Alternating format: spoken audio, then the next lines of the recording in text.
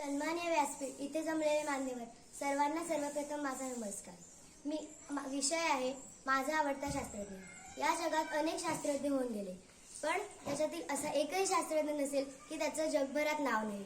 तशाच एका शास्त्रज्ञाची आज मी तुम्हाला माहिती सांगणार आहे। प्रत्येक शास्त्रज्ञांनी आपला सर्वप्रथम नंबर यावा किंवा आपल्या सगळीकडे जयघोष व्हावा, आपलं अख्ख्या जगभरात नाव व्हावं म्हणून कधीच प्रयोग विज्ञान केलं नाही। तसंच मी माझा नंबर यावा म्हणून हे करणार नाहीये, तर मला मार्गदर्शन व्हावं, मी पुढे शिकावी, मला ह्याच्यातून नवीन प्रेरणा मिळावी म्हणून मी हे आता यापुढे तुम्हाला माझ्या आवडत्या शास्त्रज्ञाबद्दल माहिती सांगणार आहे। सर्वप्रथम मी त्यांच्याबद्दल एक तुम्हाला छोटीशी गोष्ट सांगणार आहे, नंतर त्यांच्याबद्दल थोडीशी माहिती सांगणार आहे। भूमिती, खगोलशास्त्र, अंकगणित, यंत्रशास्त्र हे माझ्या आवडत्या शास्त्रज्ञाचे अभ्यासाचे आणि खास विषय होते, आणि तो म्हणजे आर्किमिडीज। जलस्थिती शास्त्राचा विचार मात्र याने एका विशेष निमित्ताने केला होता। याचा संबंध सिरॅक्यूजचा राजा हायरो याच्याशी विशेष प्रकारचा होता। या राजाने आपल्यासाठी एक सुवर्ण मुकुट तयार करण्यासाठी कारागिरास दिला होता। मुकुट तयार होऊन आले, परंतु राजास शंका येत होती की यात सुवर्ण किती। काही हलक्या किमतीचे धातू मिसळून हे मुकुट बनवलं नाही ना, वजन सुवर्ण एवढेच आहे, पण काही सोने काढून त्याऐवजी चांदी तर मिसळली नसेल ना, या शंकेने राजा व्यथित झाला होता। हायरोने आर्किमिडीजला बोलावून घेतले, आपल्या मनातील सर्व शंका त्याला सांगितल्या। यात सुवर्ण किती, इतर काही बनावट धातू तर वापरले नाही ना, या प्रश्नांचा विचार मग आर्किमिडीज एकसारखा करू लागला।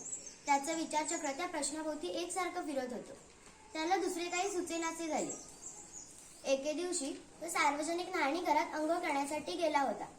त्याने टबात पाणी भरून घेतले, कपडे उतरवून तो आत उतरला। उतरताच टपातील पाणी सर्व सांडून गेले। त्याला आश्चर्य वाटले। त्याच्या मनास एकाएकी चटका बसला। प्रसिद्ध असा आर्किमिडीजचा सिद्धांत जन्मास येण्याचा प्रसंग होता। पाण्यावर तरंगणाऱ्या वस्तूचे वजन व त्या योगाने सांडल्या जाणाऱ्या पाण्याचे वजन याचा संबंध त्याच्या मनात स्थिर झाला। एक रहस्य सापडले। या आनंदातच तो युरेका युरेका, सापडले असे म्हणत रस्त्यातून धावत सुटला। त्याला वाटलं आता राजाचा प्रश्न लवकर सुटणार। घरी गेल्यावर त्याने राजाचा प्रश्न सोडवून दाखवला। मुकुट पाण्यात टाकून सांडलेल्या पाण्याचे वजन मोजले, नंतर त्याच पाण्यात त्याच वजनाएवढे सोने टाकून त्या पाण्याचे वजन मोजले। दोन्ही वजनातील फरक पाहून त्याने या सुवर्ण मुकुटात काही हलक्या किमतीचे धातूचे मिश्रण असले पाहिजे असे सिद्ध केले। या व्यावहारिक प्रश्नातून आपल्या जगास अतिशय महत्वाचा सिद्धांत मिळाला, तो म्हणजे घन पदार्थ एका द्रवात बुडवल्यास द्रवाच्या उद्धरण शक्तीमुळे त्याचे वजन कमी होते। ही वजनातील तूट त्या पदार्थातील द्रवाच्या वजना इतके असते। असा हा प्राचीन ग्रीक परंपरेतील सर्वात मोठा शास्त्रज्ञ म्हणजेच आर्किमिडीज। याचा जन्म इसवी सन 287 मध्ये सिलिली बेटातील सिरॅक्यूज या गावी झाला। याचे वडील फेडियास हे एक मोठे खगोलशास्त्रज्ञ असल्याने त्याचा अभ्यास घरातल्या घरात उपयोगी पडला। हे नवलच नाही का? त्याचा जन्म झाल्यापासून ज्या काळी तो जन्मास आला त्या काळी ग्रीकांचे व विद्यांचे वैभव उतरत्या अवस्थेत होते। आर्किमिडीजचे सर्वच आयुष्य धामधुमीत व भोवतीच्या लहानसहान कटकटीत निघून गेले।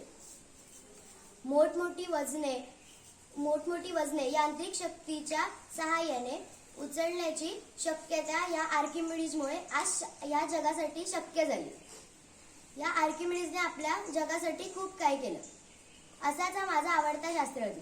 मी जाता जाता एवढेच बोलीन की सागराचे पाणी कधी आटणार नाही, आर्किमिडीजची आठवण कधी मिटणार नाही।